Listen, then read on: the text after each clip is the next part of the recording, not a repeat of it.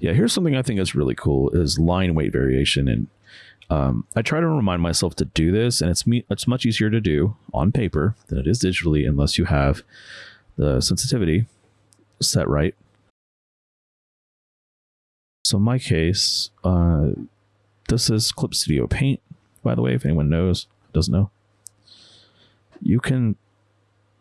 I have pressure sensitivity, right? So let's use 30 so you can see it. So if I go really hard, well, relatively hard, and then I back off, and then I go thick again. That's line weight variation. It's very simple. The thing is, though, you can go all the way, say, like you start a circle very thin and then go really heavy and then really thin again. You can create the effect that the circle has a light source on it.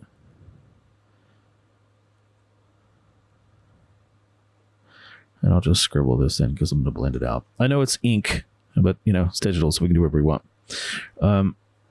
If you want to blend this out, then you can create the effect of a hyper-exposed ball, in this case. And because that line weight variation is there, your brain will fill in the gap. The trick is, in my opinion, is to get it to just appear like there's a little bit of light shining. Well, quite a bit of light. It's overexposed here. But the light source is right about there. So then, even though it's using like an ink outline, you can see obviously that right here, there's no line connecting there, because your brain does something called, for lack of better words, it's called filling in. And your brain will make sense of what it sees. And let's say, for instance, you draw a quote unquote box. Well, this isn't filled in right here, but your brain doesn't care. It still thinks that that's a cube. Even though you know that it's not, you can still see like an imaginary line.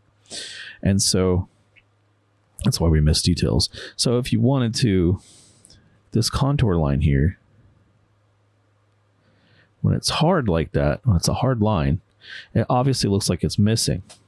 When it's soft, your brain's like, oh, that must be light or something. Now, it could very well be that it's missing a piece, right?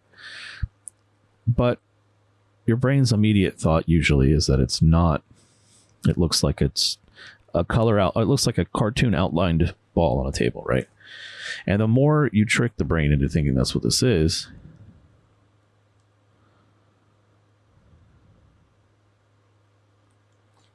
the more, the more you add stuff to it, the more the brain believes that that's what it's seeing. We're just illusionists when you are who said that?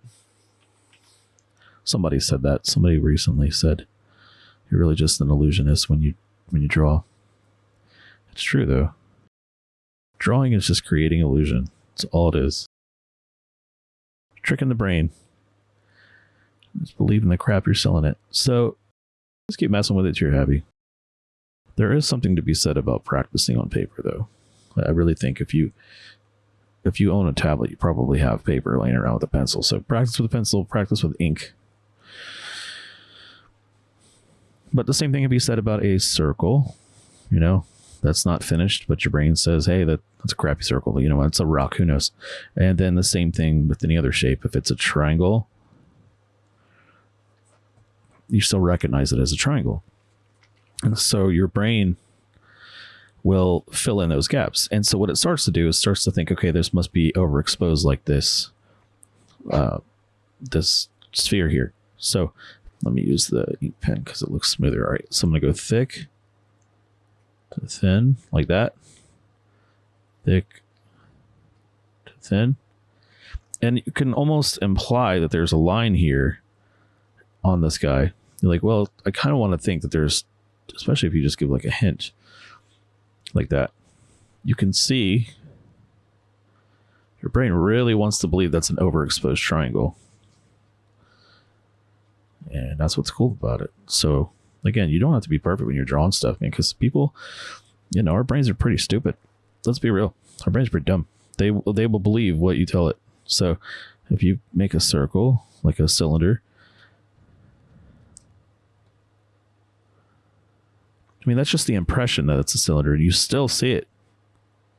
It's just the way it works. Our brains are dumb. So, not everything has to be drawn line for line to make it believable. You can